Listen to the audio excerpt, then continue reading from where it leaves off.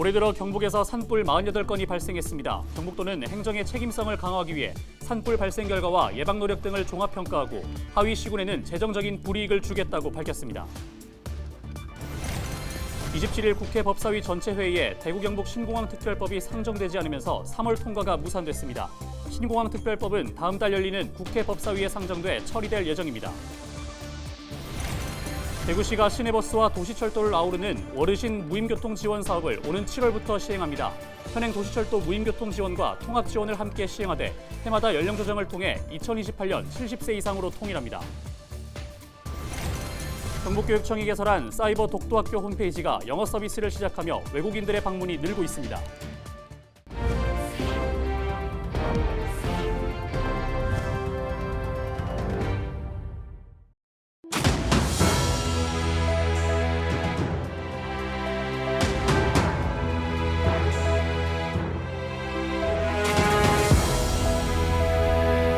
시청자 여러분 안녕하십니까? 헬로티비 대구 경북 뉴스입니다. 지난 겨울부터 올 봄까지 전국 곳곳에서 산불이 잇따르고 있습니다. 특히 올해 들어서는 경북의 산불 발생 건수가 전국에서 가장 많습니다. 경상북도가 산불 발생 결과와 산불 예방 노력도를 따져 시군을 평가하고 그 결과에 따라 상벌 조치를 하기로 했습니다. 박근수 기자의 보도입니다.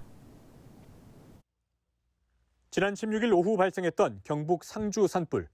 불길이 번지며 진화 작업은 밤에도 이어졌고 다음 날이 돼서야 불이 꺼졌습니다. 17시간여 만입니다. 피해 면적은 87헥타르, 축구장 120개 규모의 산림이 불에 탔습니다. 올해 들어 지난주까지 경북 지역에서 발생한 산불은 모두 48건으로 전국에서 가장 많고 전체 피해 면적은 300헥타르에 달합니다. 건조한 날씨가 이어지면서 대형 산불의 우려가 커지자 경상북도가 특단의 조치를 내놨습니다. 산불이 많이 발생하는 시군에 불이익을 주기로 한 것입니다. 경북도는 오는 5월까지 시군별 산불 발생 건수와 산불 예방 노력도를 종합평가해 상위 시군 5곳에는 특별 조정 교부금 등 혜택을 주기로 했습니다. 반대로 하위 시군 3곳은 재정적 불이익을 받게 됩니다. 중앙정부의 기능을 지방으로 이양한 전환 사업의 시군비 부담 비율이 기존 70%에서 80%로 늘어나고 신규 사업은 아예 신청조차 할 수 없게 되는 것입니다. 경북도는 이 같은 조치가 산불 예방을 위한 행정의 책임성을 강조한 것이라고 밝혔습니다. 한편 경상북도는 올해 들어 불법 소각 76건에 대해 과태료를 부과했습니다. 이 중 산불 방지를 위한 불법 행위 금지 행정명령을 발령한 지난 8일 이후 부과된 것이 34건, 전체의 40%가 넘을 정도로 단속을 강화하고 있습니다. 또 산림청도 지난해 산림보호법령을 개정해 산림 인접지 100m 내에서 농업 부산물을 태우는 등 소각 행위를 할 경우 최대 100만 원의 과태료를 부과하고 있습니다. 헬로티비 뉴스 박근수입니다. 대구 경북 신공항 특별법의 3월 국회 통과가 무산됐습니다. 국회 법제사법위원회는 27일 전체 회의를 열었는데 대구 경북 신공항 특별법은 안건으로 상정되지 않았습니다. 상임위에서 심사한 법률은 국회법에 따라 법사위가 최소 5일 동안 법리 검토를 하도록 돼 있는데 대구 경북 신공항 특별법은 지난 23일 상임위를 통과한 지 나흘밖에 되지 않았습니다. 이에 따라 대구 경북 신공항 특별법은 쌍둥이 법으로 불리는 광주 군공항 이전 특별법과 함께 다음 달 국회에서 처리될 전망입니다. 대구시가 시내버스와 도시철도를 아우르는 어르신 무임교통 지원 사업을 오는 7월부터 전국 최초로 시행합니다. 현재 65세 이상 어르신을 대상으로 하는 도시철도 무임교통 지원은 내년부터 대상 연령을 1살씩 올리고 시내버스와 도시철도 통합 지원은 올해 75세 이상을 시작으로 내년부터 1살씩 내립니다. 오는 2028년이면 70세 이상 대구 지역 어르신은 시내버스와 도시철도를 무료로 이용할 수 있습니다. 버스와 도시철도를 무임 승차하기 위해서는 거주지 읍면동 행정복지센터를 방문하거나 스마트폰 앱을 통해 통합 무임교통카드를 발급받아야 합니다. 한 주간 발생한 뉴스를 재정리해보는 시간입니다. 지난 한 주 동안 주요 이슈는 뭐가 있었는지 이상원 뉴스민 기자를 통해 이야기 나눠보겠습니다. 화상 연결해봅니다. 안녕하십니까? 네, 안녕하십니까. 뉴스민 이상원 기자입니다. 네, 우선 지난 한 주 동안 발생한 주요 이슈부터 종합해 주시죠. 네, 드디어 국토위를 통과한 대구 경북 신공항 특별법 내용과 대구시가 15년째 이어온 정책 토론제를 대대적으로 손보기로 했는데 그 내용도 함께 살펴봅니다.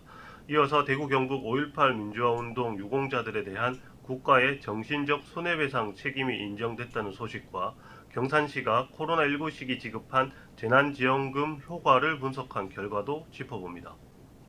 지난 23일 국회 국토교통위원회를 통과한 신공항 특별법부터 살펴봐 주시죠. 네, 대구 경북 신공항 특별법이 기부대 양여 사업에 대한 국비 지원을 인정하는 첫 사례라는 우려와 입법권 남용 사례라는 지적 속에 1차 관문을 통과했습니다. 지난 23일 국회 국토교통위는 전체 회의를 열고 추경호, 홍준표, 주호영 의원 등이 발의한 신공항 특별법 3건을 병합해서 위원회 대안 법률안으로 의결했는데요. 대구시는 기부대 양여로 이전되는 공항사업비 부족분을 국고로 지원받을 수 있고 예비 타당성 조사도 면제받을 수 있게 돼 사업이 탄력을 받을 수 있다고 설명했습니다. 하지만 홍 시장이 여러 차례 천명한 중추공항 관련 조항이 대부분 삭제됐고 첨단 산업단지, 두바이식 종전부지 개발을 도울 특례 조항도 대부분 삭제됐습니다. 네, 그런데 대구시가 15년을 운영해온 정책토론제를 어떻게 손본다는 겁니까? 네, 지난 20일 대구시는 대구시 정책토론 청구에 관한 조례 일부 개정안을 입법 예고했는데요. 정책토론 청구인을 기존 300명에서 1,500명으로 늘리고 청구 제외 대상을 확대하는 내용을 담았습니다. 대구시는 청구인 수가 전국 최저 수준이라는 점 등을 개정 사유로 삼았지만 광역시도 단위에서 유사 제도를 운영하는 9곳과 비교하면 청구인 수가 1,000명이 넘는 곳은 서울, 경기, 전북 말곤 없었습니다. 대구시는 입법 예고 과정에서 개정 사유에 특정 집단의 주장을 논쟁거리로 만든다거나 행정력이 낭비된다는 내용을 담았다가 수정하기도 해서 시민사회단체의 비판을 초래했습니다. 시민단체는 민주주의의 태행이라며 홍준표 시장을 비판했습니다.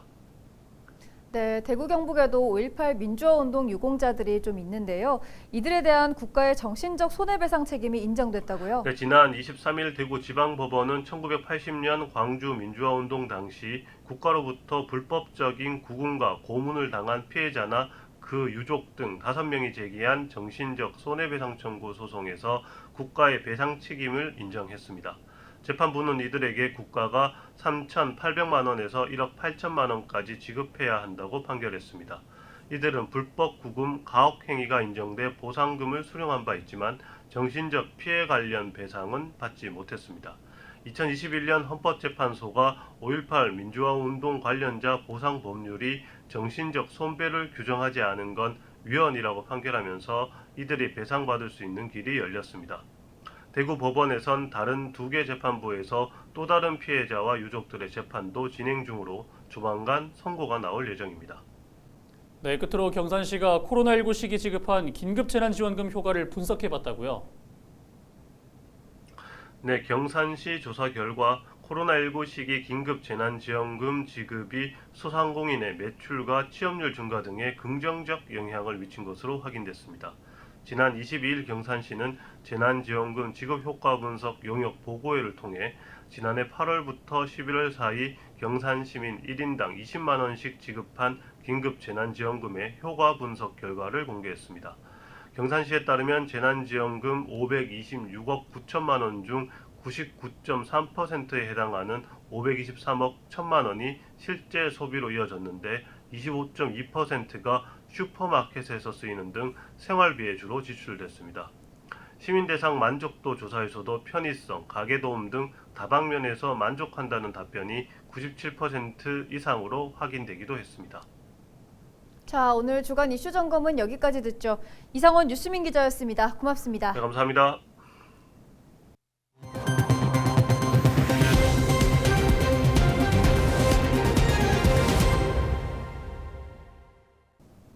지난 2021년에 경북교육청이 개설한 사이버 독도학교 홈페이지는 전국의 학교에서 교육 자료로 활용하는 등 많은 이들에게 독도의 가치를 알리고 있는데요. 지난달부터 영어 서비스가 제공되면서 사이버 독도 학교를 찾는 외국인들도 계속 늘어나고 있다고 합니다. 서희동 기자가 소개합니다. 과거 독도에 살았던 바다사자 강치가 독도를 소개합니다. 게임으로 독도에 사는 바다 생물을 만나보고 웹툰을 보며 독도의 역사와 풍경도 알아봅니다. 다양한 콘텐츠를 활용하니 학생들의 집중도도 높습니다. 맨날 맨날 교과서랑 책으로만 보다가 이렇게 익숙한 컴퓨터로 보니까 너무 좀 더 흥미롭고 더 독도를 더 공부하고 싶은 마음이 생겼어요. 경북교육청이 독도의 가치를 널리 알리기 위해 만든 사이버 독도학교 온라인 홈페이지입니다. 지난 2021년 4월에 처음 문을 열었는데 지금까지 73만여 명의 누적 방문자 수를 기록했습니다. 특히 독도의 중요성과 아름다움 등에 대해 상세히 알려주는 독도 교실 콘텐츠는 지금까지 8,000명이 넘는 사람들이 수료했습니다. 지난달부터는 영어로도 사이버 독도학교를 접할 수 있게 됐는데 미국과 프랑스 등 세계 각국의 외국인들이 찾아 독도 교실을 수료한 것으로 나타났습니다. I could learn quite a lot about the different items and aspects of Dokdo Island, like the weather, the different people who live there, and like the botanical and the geographical aspects of the island, which was really interesting. 경북교육청은 앞으로 독도 교실을 수료한 외국인들의 독도 탐방을 추진하는 등 세계의 독도를 알리기 위한 다양한 홍보 방안을 마련할 계획입니다. 영문 콘텐츠 구축과 외국인 가입을 통해 독도의 아름다움과 독도가 역사적 지리적으로 명백한 우리 땅임을 세계에 알리는 계기가 될 것입니다. 그리고 이 외국인들은 홍보 대사가 되어서 독도 탐방과 함께 다시 한번 독도가 전 세계에 우리 땅임을 알리는 것으로 기대하고 있습니다. 온라인 콘텐츠를 활용한 사이버 독도학교가 우리나라는 물론 전 세계에 우리 땅 독도의 가치를 널리 알리고 있습니다. 헬로티비 뉴스 서희동입니다. 경주는 신라 문화를 품은 도시인데요. 경주시 종합자원봉사센터가 걸으면서 봉사하는 프로그램을 운영하고 있습니다. 문화재를 살피고 쓰레기를 줍는 이색 봉사 활동을 소개합니다. 신병균 기자가 전해드립니다. 경주 지역 자원봉사자 30여 명이 경주시 종합자원봉사센터가 운영하는 신라 속 만보 걷기 프로그램에 참여했습니다. 월정교와 계림숲, 첨성대 등 경주 역사유적 월성지구 일대를 문화재 해설사의 설명을 들으며 걷습니다. 문화재 관리 상태와 안내판 훼손 여부, 청결 상태 등을 살핍니다. 자원봉사를 하면서 내가 사는 지역 역사와 문화를 제대로 알 수 있어 더 좋습니다. 또 오늘 와보니까 너무너무 좋아요. 또 다 평이 너무 좋은 것 같아요. 해설사분들이 또 해설을 너무너무 잘해주시네요. 우리 한층 또 우리가 더 배우는 느낌이 들었습니다. 문화재 해설을 듣고 관광객들에게 해설해 줄 수 있는 소양을 갖추기도 하고 또 쓰레기, 관광객이 또 우리 주말에 또 올 거잖아요. 그럼 쓰레기도 주워서 환경정화도 하고. 참가자들은 관광객들이 많이 찾는 황리단길 일대에서 쓰레기를 줍는 등 환경정화 활동도 펼쳤습니다. 경주시 종합자원봉사센터는 지난 2020년부터 봄과 가을에 신라 속 만보 걷기 프로그램을 운영하고 있습니다. 프로그램에 참가하면 자원봉사 활동 2시간을 인정받을 수 있습니다. 경주 문화유적 관광을 함께 하면서 또 탄소중립 자원봉사자도 겸할 수 있는 일석이조의 프로그램이라고 할 수 있습니다. 경주 시민들과 그다음에 경주를 찾는 관광객들이 자원봉사에 쉽게 참여할 수 있도록 하고 걸으면서 내 건강을 지키고 문화재를 살피면서 내 지역을 지키는 경주 맞춤형 봉사 활동에 시민들의 관심이 높아지고 있습니다. 헬로티비 뉴스 신병균입니다. 인문학 여행 프로그램인 퇴계선생 귀향길 재연 행사가 27일 경복궁 사정전에서 개막했습니다. 올해로 4회째를 맞는 이번 행사는 450여 년 전 퇴계선생이 경복궁에서 안동 도산서원까지 700리기를 귀향하던 당시를 회상하고 그 의미를 되새기기 위해 마련됐습니다. 지난해까지 코로나19로 행사가 축소됐으나 올해 개막식에는 문화관광부와 문화재청, 서울시, 경상북도 등 관련 기관 단체와 학자, 재현단 일반인 등 200여 명이 참석했습니다. 재현단은 13박 14일 동안 서울에서 여주, 단양, 영주, 안동으로 이어지는 긴 여정에 참여합니다. 영주 소백산 마라톤 대회가 열리는 다음 달 2일, 영주 시내 도로 일부가 통제됩니다. 통제 시간은 오전 9시부터 오후 4시까지로 특히 많은 인원이 몰릴 것으로 예상되는 시민운동장과 영주역 일대로는 전면 통제가 이뤄집니다. 이상으로 뉴스를 마칩니다. 함께해 주신 여러분 고맙습니다.